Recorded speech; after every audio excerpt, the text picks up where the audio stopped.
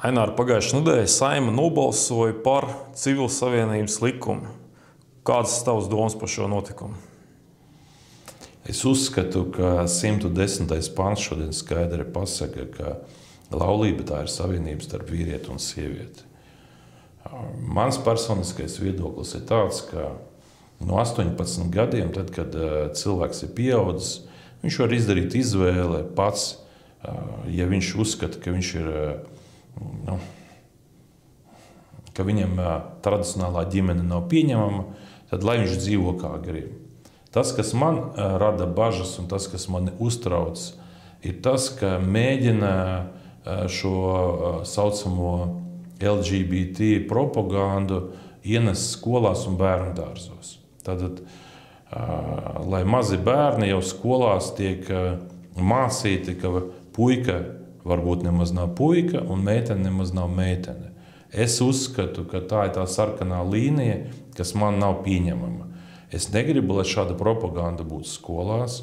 Es uzskatu, ka puikas ir jāaudzina kā puikas. Viņam ir jāspēlē futbols, viņam ir jāizkaujās šādi.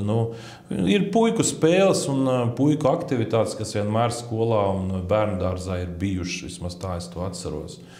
Man negribas, lai pirmajās klasītēs puikam pasaka, varbūt pārģērbies par meiteni, varbūt tev iepatīksies būt par meiteni, varbūt tu esi meiteni, es negribu tādas runas, lai skolās būtu. Jā. Pieņemsim, ka 10% bērni piedzimst, kas ir savādāki, kas ir homoseksuāli. Ja vecāki to redz, viņi noinformē skolotājus. Tad jāpieskata, lai šie bērni varētu normāli iet uz skolu, normāli arī mācīties, normāli spēlēties, un lai viņus neviens neaizskar. Tas ir pieaugušo uzdevums pieskatīt. Tam nav vajadzīgs likums. Tā ir normāla cilvēciska norma, ka katram bērnam ir vienkārši bērnība ir jāizbauda un normāli jādzīvo.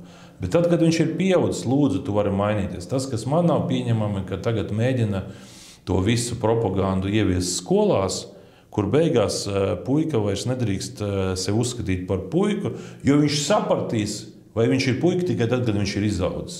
Es uzskatu, ka šāda propaganda skolās nav pieļaujama, un tā ir mana sarkanā līnija.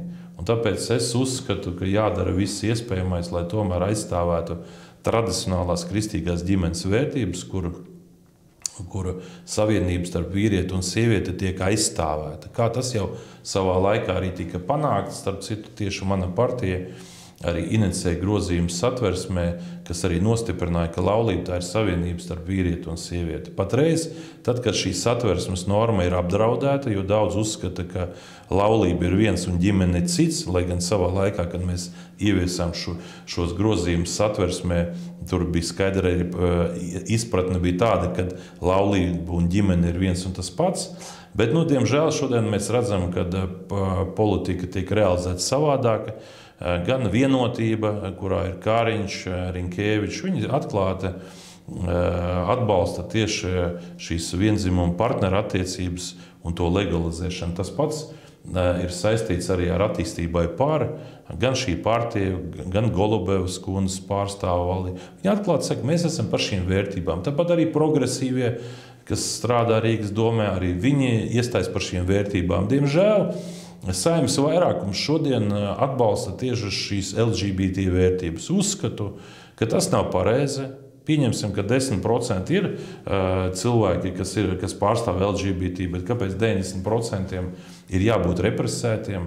Tāpēc mans viedoklis ir tāds, ka mums šīs vērtības ir jāaizstāv un jāpasaka, ka pieaugušie, lai dzīvo, kā viņi uzskata par pareizu, bet bērniem, zēniem un meitenēm skolā tomēr viņu tiesības ir jāaizstāv. Un tāpēc es aicinu ikvienu, kurš grib aizstāvēt šīs tradicionālās, jeb dabiskās ģimenes vērtības, par tām iestāties aktīvi.